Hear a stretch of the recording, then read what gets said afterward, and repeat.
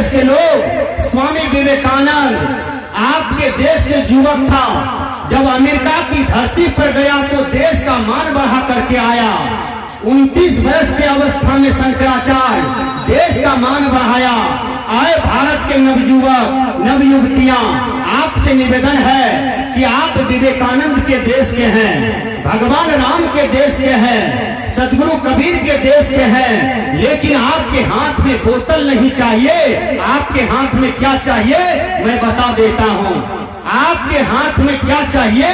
आप वैज्ञानिक बनिए, आप डॉक्टर बनिए, आप डीएम बनिए, आप सच्चा वीडियो बनिए, आप प्रधानमंत्री बनिए। ऐसा ही आपका लक्ष्य हो। मैं बता देता हूँ, एक गिलहरी समुद्र में रह रहा था। गिलहरी समुद्र में रहती है और उसको 3-4 बच्चा था गिलहरी को। वो क्या किया, समुद्र के किनारे में रहती थी, एकाएक समुद्र में पानी आया तो गिलहरी का बच्चा फंस गया। अब गिलहरी देखिए क्या करती है, गुस्सा के मारे अपनी पूंछ से सभी पानी को फेंक रही है, समुद्र के पानी को। एक आदमी जा रहा था, गिलहरी से प्रश्न करता है कि आए गिलहरी, ये तुम क्या कर रही हो? तो गिलहरी कहती है कि मैं समुद्र को सुखा दूंगी। कहा क्यों? कहा मेरा बच्चा को डुबा दिया है। उस समुद्र में इतना पानी और वो पूंछ से दिन भर में 1 किलो पानी फेंकेगा ऊपर, यही होगा? कभी समुद्र सूखेगा? नहीं सूखेगा। लेकिन गिलहरी का साहस देखिए, गिलहरी का हिम्मत देखिए कि समुद्र सुखाने का प्रयास करते हैं। तो उसी प्रकार आपका लक्ष्य हो मेरे देशवासियों।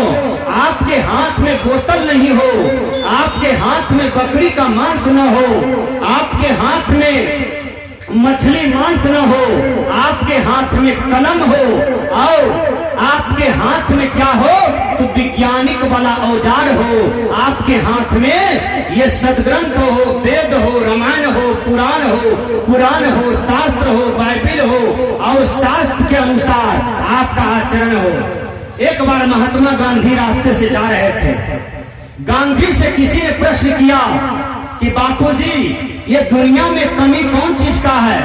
तो महात्मा गांधी कहते हैं बेटा, ये दुनिया में धनवान बहुत है, गुणवान बहुत है, पहलवान बहुत है, लेकिन चरित्रवान की कमी है। आज हमारे देश में हर युवक चरित्रवान हो जाए, हमारी बहन बेटियां चरित्रवती हो जाए तो याद रखना आपका देश का और विकास होगा। भौतिक आध्यात्मिक में सबल होंगे और पूरा विश्व में आपका देश, आपका तिरंगा और लहरेगा। भारत विश्व गुरु था, आज भी है, आगे भी रहेगा। इस दिशा में हम यात्रा करें। तो आए मेरे देशवासियों, युवक, आपसे निवेदन है कि आप अंडा, मांस, मछली, शराब इनका सेवन न करें। एक बार एक पंडित जी गया अपना बेटी का वर खोजने के लिए। ध्यान से सुनिएगा, आपकी चेतना मुड़ जाएगा। पंडित जी का बेटी देखने में बड़ा सुंदर था। इंग्लिश के विद्वान ने कहा, good character is the man foundation of life. आपकी सुंदरता आपके शरीर में नहीं है। जो कहते हैं मेरा बेटा सुंदर है, मेरी बेटी सुंदर है, तो महाकार देखने में सुंदर है, खोरिए तो अंदर में कुत्ते की पैखाना की तरह उसका कलर है। आपके शरीर में क्या है? पैखाना, खून, नेटा, खेखास, थूक, पीव, ये सब सुंदरता है? एक चमड़ी से ढका हुआ है। बोलिए, शरीर की यही सुंदरता है? इसलिए शरीर को कहा शरीर माध्यम खलु धर्म साधनम। इंग्लिश के विद्वान ने कहा, if wealth is lost nothing is lost, if health is lost something is lost, if character is lost everything is lost. धन खोया तो कुछ न खोया, शरीर का स्वास्थ्य खोया तो कुछ खोया, लेकिन मनुष्य की नैतिकता का यदि पतन हो गया, चरित्र का हनन हो गया, तो समझिए उसका सर्वनाश हो गया। पंडित जी सुंदर लड़का की फिराक में था, लेकिन लड़का मिल नहीं रहा था। एक जगह सुंदर लड़का मिला। पंडित जी धराए से 1100 रुपया लड़का को मुंह दिखाई दे दिया। कहा, बेटा तुम बहुत सुंदर हो, हमको पसंद आ गया, हमारी बेटी सीता के तरह देखने में सुंदर है और तुम भी राम के तरह सुंदर हो। देखिए 1100 रुपया पाया, वो लड़का को भी बीपी हाई हो गया कि वाह, मुंह देखते देखते हमारा मुंह इतना सुंदर है कि 1100 रुपया हमको दिलवा दिया। लड़का देखिए खैनी खाता था, सुपारी चिबाता था, पान खाता था, तो वो सब धो धा करके आया था। अब पंडित जी पूछते हैं बेटा बहुत सुंदर हो, लेकिन एक तो बात पूछना है बेटा तुमसे, अब तो 25 लाख लगे कि 20 लाख लगे देंगे, ब्याह करेंगे, लेकिन एक तो प्रश्न करता हूं बेटा तुमसे। कहा क्या? कहा तुम में कोई दुर्गुणों है? लड़का 1 मिनट रुक करके तब कहता है पंडित जी हमें तो कोई दुर्गुण न है, लेकिन हम प्याज खाते हैं। प्याज का भग गधा नहीं, प्याज तो सब खाता है, प्याज तो सब खाता है, ये कौन दुर्गुण है? तब कहते हैं पंडित जी नंबर 2 में एक बात और है। कहा क्या? कहा हम प्याज के साथ साथ ब्याज भी खाते हैं। ब्याज बोया संयुक्त आ का जो ब्याज। कहा ब्याज क्यों खाते हो? कहा ब्याज इसलिए खाता हूं कि दूध मिलता है 40 रुपया किलो, तो दूध में मजा नहीं आता है। कहा तब? का मांस खाते हैं तो मांस 600 टका किलो मिलता है। ये महंगा युग में 1200 का मसाले लग जाता है, तो 12 6 18। इधर गैस सिलेंडर लाना पड़ता है, पहले 600 लाते थे, अब 1200 रुपया लगता है सिलेंडर में। जोड़िए पंडित जी कितना पड़ा? कहा रे इसलिए ब्याज खाते हो? कहा हाँ पंडित जी इसलिए ब्याज खाते हैं कि महंगा युग है, लाते हैं खरीद खरीद करके, तो ब्याज पर टका उठाते हैं। तो पंडित जी ने कहा समूह से उठाते हो 2 टकिया वाला, 1 टकिया वाला की 10 टकिया वाला? कहा 10 टकिया वाला उठाते हैं, समूह में ढेरी कर्जा है, समूह वाली हमको खदाती है, हम भाग जाते हैं बाजवाड़ी। कहा रे इतना तुम्हारा पतन है? कहा तब? कहा तीसरा नंबर का दुर्गुण बोलो। कहा हम मांस खाते हैं पंडित जी। कहा और? कहा चौथा नंबर का दुर्गुण है मांस खाएं, शराब न पिए तो मजा आएगा। इंग्लिश के विद्वान ने कहा the young say life is full of yogurt, the bees say life full of सोरो। अर्थात जवान बोलते हैं जिंदगी मजा लेने के लिए है, बुजुर्ग बोलते हैं जिंदगी दुख का घर है। वास्तविक रूप में सोचा जाए जिंदगी न तो मजा लेने के लिए है, जिंदगी है शांति के लिए। दुनिया में धन कमाओ तो शांति के लिए, जमीन कमाइए, रुपया कमाइए तो शांति के लिए, घर परिवार कर कुटुंब को कमाइए तो शांति के लिए। सब चीज कमा लिए, शांति नहीं कमाए तो आपका जीवन उदास से चला गया, आपका जीवन बेकार चला गया, आपको मनुष्य तन पाना बेकार हो गया। धर्मस्वरूप बाबा लिखते हैं केवल साधना चाहिए शांति के लिए, अब कुछ भी चाहना चाहिए शांति के लिए।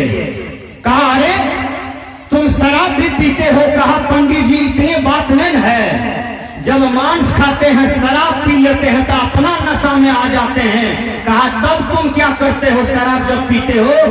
कहा वेश्यालय चले जाते हैं, उधर से तब निकलते हैं 2-4 घंटा में। पंडित जी ने कहा हमने सोचा था तुम बहुत सुंदर हो, लेकिन तुम छुछुंदर हो। देखिए तो शरीर की सुंदरता से कोई सुंदर नहीं होता है। आदमी सुंदर वो होता है जिसका चरित्र सुंदर है, जिसका विचार सुंदर है, जिसका व्यवहार सुंदर है, जिसका आचरण सुंदर है। इसलिए मैंने कहा कि शरीर माध्यम खलु धर्म साधनम, सभी साधनों में शरीर प्रमुख और प्रथम साधन है। शरीर को आत्म कल्याण में लगाइए, जन कल्याण में लगाइए, राष्ट्र कल्याण में लगाइए, समाज कल्याण में लगाइए। इसलिए यह मनुष्य शरीर मिला है। मैं बता देना चाहता हूं, विनोबा जी की मां बीमार पड़ गई, ध्यान से सुनिएगा। विनोबा जी आए और मां का तलवा तेल लगा करके पिछाड़ने लगे, तो मां कहती है अरे कौन हो जी तुम? कहा मां हम विनोबा हैं। कहा क्यों आए हो? क्यों आए हो? यहाँ तो हमको और बेटा है, तुम क्यों आए हो? कहा मां पता चला तुम मरने वाली हो, बीमार हो, इसलिए हम आए हैं। तो विनोबा जी को माँ कहती है, बेटा जो मेरा सेवा करेगा वो मेरे पास है। तुमको इसलिए हम पैदा किए हैं कि भारत माँ का सेवा करो बेटा। भारत माँ आज बीमार है, उनको सेवा करने के लिए हम तुमको पैदा किए हैं। विनोबा तुम मेरे नजदीक से जितना जल्दी निकल जाओ, नहीं तो हम तुमको श्राप दे देंगे। विनोबा जी निकल करके जाने लगा, आंख में आंसू है। 1 किलोमीटर जब चला गया तो एक आदमी दौड़ करके जाता है, कहा है विनोबा, अरे विनोबा जी। कहा क्या? कहा तुम्हारा माँ डेथ कर गया, लौटी। कहा एक माँ डेथ कर गया, अब हमको उसकी चिंता नहीं है। हमारे देश में कोई माता बीमार न पड़े, हम इसकी चिंता करने के लिए जा रहे हैं। आज देखिए विनोबा ग्राम भारत में नाम किया हुआ है। विनोबा जी अमीरों से जमीन ले करके और सब गरीबों में दे दिए। आज राष्ट्र कल्याण में, समाज कल्याण में विनोबा जी का नाम आ रहा है। महात्मा गांधी हर भारतीय नोट में मिलेंगे। महात्मा गांधी हर चौराहे पर मिलते हैं। क्यों मिलते हैं? उन्होंने राष्ट्र का सेवा किया, व्यक्तिगत अपने लिए जीवन नहीं जिया। उन्होंने समाज कल्याण के लिए, राष्ट्र कल्याण के लिए, विश्व कल्याण के लिए जीवन जिया। इसलिए विनोबा जी महान है। तो मैंने कहा कि शरीर माध्यम खलु धर्म साधनम, सभी साधनों में शरीर प्रथम साधन है। और आप मनुष्य शरीर पाए हैं मुक्ति के लिए, मोक्ष के लिए। आप मुक्ति वाला काम कीजिए। मुक्ति वाला बात समझिए कि मुक्ति किसे कहते हैं। व्याकरण में मूर्छ धातु है और कितिन प्रत्यय है। मूर्छ धातु और कितिन प्रत्यय के संयोग से मुक्ति शब्द का निष्पन्न होता है। मुक्ति का मतलब होता है छुटकारा। मुक्ति काशी जाने से नहीं मिलेगा, अयोध्या जाने से नहीं मिलेगा, बोल बम जाने से नहीं मिलेगा। हमारे समाज में, राष्ट्र में इतने भेड़िया दसान लोग हैं कि बोल बम को इतना हल्का बना दिया है। जब बोल बम जाता है तो पेटकुनिया बम, चितनिया बम, भंगपिया बम, जंगपिया बम, गजपिया बम, ये सब बम जा करके शंकर भगवान के कपार पर इतना पानी ढारा। शंकर भगवान सर्दी से बेचारा परेशान है। विचार कीजिएगा, माँ बाप एक गिलास पानी मांगता है तो पानी नहीं देता है, कर्जा उठा करके 10,000 लेके बोल बम में पेटकुनिया मारता है। हमारे गांव में छठ करती है, हम इस बार छठ घाट पर देखे। एक जवान लड़का हिस्ट पुष्ट, वो तगड़ा शालिग्राम बाबा के तरह, वो तगड़ा लड़का, वो पेटकुनिया मारते मारते घाट गया, पेटकुनिया मारते मारते घर आया। हमने कहा ये कौन वेद में पढ़ा है? तो बाद में पूछे, कहा बाबा पंडित जी बदल गई है। हमने कहा होगा क्या? कहा बेटा चाहे एक बेटा भा जाए। अरे दुनिया के लोग इतने भरम में क्यों है? बहुत बांझनी संसार में अभी भी मर गया, मट्टी में सड़ गया। एको छठी मैया उसको बाल बच्चा नहीं दे पाया। विचार कीजिएगा, यदि किसी की बच्चा 5 ठो है, 6 ठो है, 2 ठो है, तो दोनों पति पत्नी का मसाला सही है, फैक्ट्री सही है, हो गया।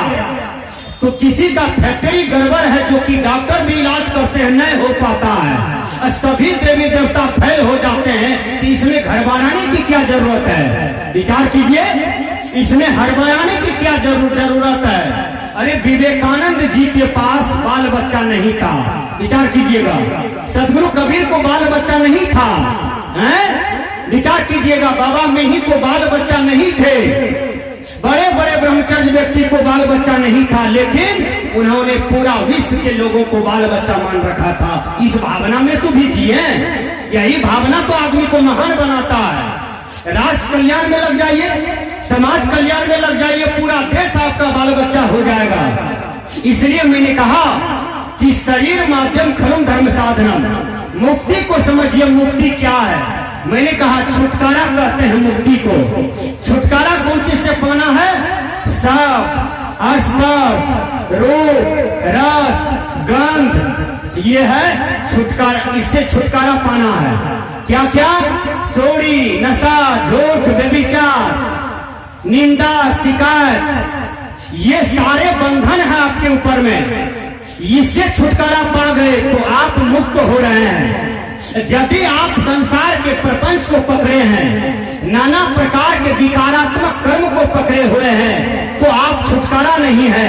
इसलिए छुटकारा का मतलब समझिए। तो मैंने कहा छुटकारा होइए। आइए मैं इस पर एक दृष्टांत आपको बता देता हूँ। एक सुग्गा पिंजरा में बंद है, ध्यान से सुनिए, और उसी रास्ते से नारद जी जा रहे हैं।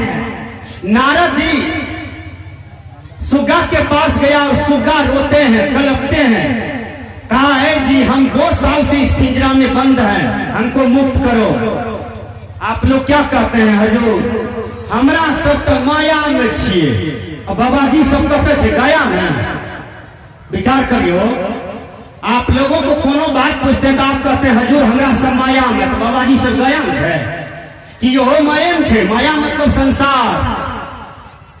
तो नारद जी के पास वो कल्पते हैं सुग्गा और कहते हैं कि जाओ मेरे गुरुदेव से कहना कि आपका चेला 2 साल से बंद है पिंजरा में, मुक्ति का मार्ग बताइए।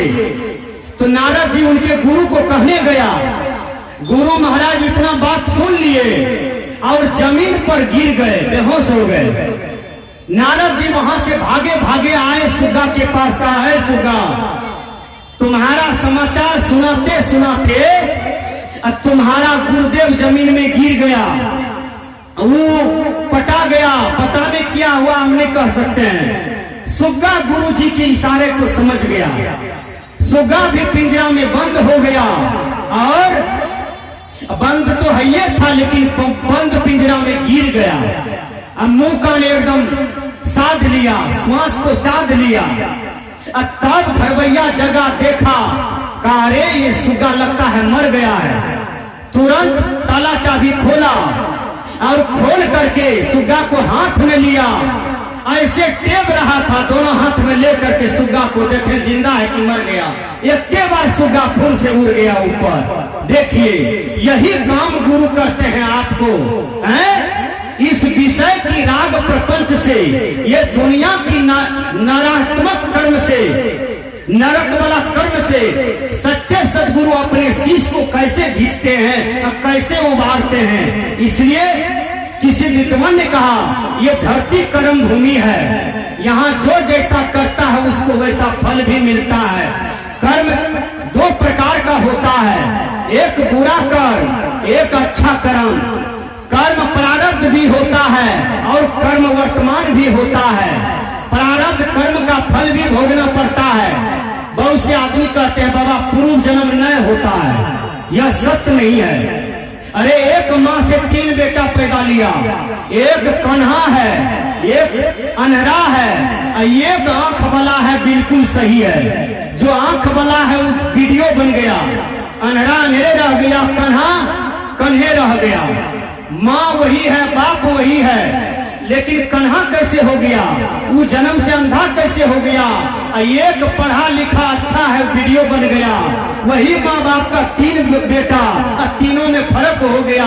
इसी को पूर्व जन्म कहते हैं। पूर्व जन्म के कर्म के अनुसार उसके जीवन में फल आया है। इसलिए पूर्व कर्म भी सत्य होता है और पूर्व जन्म भी सत्य होता है। देखिए यदि पूर्व जन्म नहीं होता तो कोई राष्ट्रपति की यहाँ जन्म लेता है, कोई प्रधानमंत्री की यहाँ जन्म लेता है, कोई बड़े बड़े धनवान व्यक्ति की यहाँ जन्म लेता है, और कोई किच्चक की यहाँ जन्म लेता है, बिल्कुल निर्धन के यहाँ जन्म लेता है, जहाँ कपड़ा नहीं है, रोटी नहीं है, बिल्कुल शिक्षा नहीं है, गरीबी पर गरीबी है, रोग शरीर में है और जीवन भर जीवन मौत से जूझ रहा है। यही तो प्रारब्ध की भोग होता है। इसलिए पूर्व कर्म बिल्कुल सत्य होता है।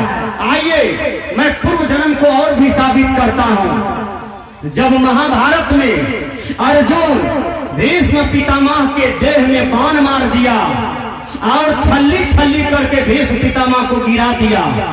जब भीष्म पितामह गिराते हैं तब अर्जुन से निवेदन करते हैं, अरे अर्जुन तुमने बहुत बहादुरी वाला काम किया है, एक काम और कर दो। कहा हमको तकिया दे दो और पानी पिला दो। बाण का ही तकिया दे दिया अर्जुन और एक बाण मारा, पानी पिला दिया। उस समय का ऐसा विज्ञान था, विचार कीजिए, बाणे से सब काम कर लेता था। आज वहां विज्ञान में पहुंचा है।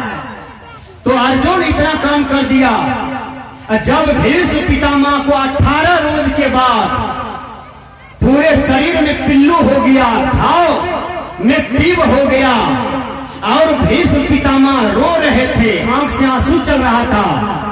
भगवान कृष्ण को याद करते हैं। कृष्ण भगवान आते हैं और कृष्ण भगवान पूछते हैं, पितामह क्यों हमको बुलाए हैं? कहा एक बात बताओ कृष्ण, तुम पहुंचे हुए हो, तुम अंतर्यामी हो, तुम इस जगत का भगवान हो, तुम दिव्य पुरुष हो, तुम बहुत बड़े ज्ञानवान हो, तुम बहुत बड़े सूरवीर हो। अरे कृष्ण, मुझे 1000 जन्म तक का ख्याल है कि मैंने कोई भी पाप नहीं किया है, लेकिन एक बात बोलो, ये कौन सा कर्म का दृष्टा और भोक्ता हमको आज होना पड़ रहा है? तब देखिए भगवान कृष्ण क्या कहते हैं, हे भीष्म पितामह, आप 1000 जन्म के पहले भी थे, ये ख्याल आपको नहीं है। 1000 जन्म के पहले जो आप थे वो देखिए आप क्या कर रहे हैं, मैं आपको दिव्य ज्ञान से दिखा रहा हूं। जब दिव्य ज्ञान से देखते हैं तो क्या देखते हैं कि मैं गृहस्थ हूं, हाथ में लाठी है, धान के खेत जा रहा हूं घूमने के लिए, और एक सरफिन बेचारी, उसको 3-4 बच्चा था, सरफिन वो नागिन थी, वो 3-4 बच्चा उसका जंगल में खो गया था। 3-4 दिन से सरफिन अपने बच्चा को खोज रही थी और सरफिन बच्चा को ढूंढ रही थी। ये लाठी लेकर के जा रहे थे, नजर पड़ गया नागिन पर, दे लाठी डंडा देते देते सरफिन को बेहोश कर दिया। सरफिन उसका कुछ नहीं बिगाड़ी थी, वो अपना बच्चा को खोज रही थी। डंडा से अधमारा करके और उसको नागफेनी काट पर फेंक दिया और 15 दिन तक वो सरफिन बच्चा की आशा देखी, मौत जीवन से जूझती रही और परिणाम देखिए क्या होता है। 18 दिन के बाद वो सरफिन दम तोड़ दिया और श्राप दे दिया कि हे गृहस्थ, तुमने जो हमको इस तरह से मारा है बिन अपराध का, यही कर्म का दृष्टा भोक्ता तुमको भी होना पड़ेगा। तो भीष्म पितामह को कहते हैं, भगवान कृष्ण कहते हैं, ऐ पितामह, वही कर्म का फल आज आपको भोगना पड़ रहा है। देखिए आपने जो सांप को नागफेनी काट पर फेंका था, इसलिए आप ये बाण की नोक पर गथे हुए हैं। विचार कीजिएगा, पूर्व जन्म हुआ कि नहीं, पूर्व जन्म का कर्म का फल भोगा कि नहीं। और चलिए, भगवान राम को संसार जानते हैं कि राम भगवान है और उनका घर अयोध्या है, दशरथ का नंदन है, सब जानते हैं। एक राम का चर्चा कबीर साहब ने किया, वो राम है।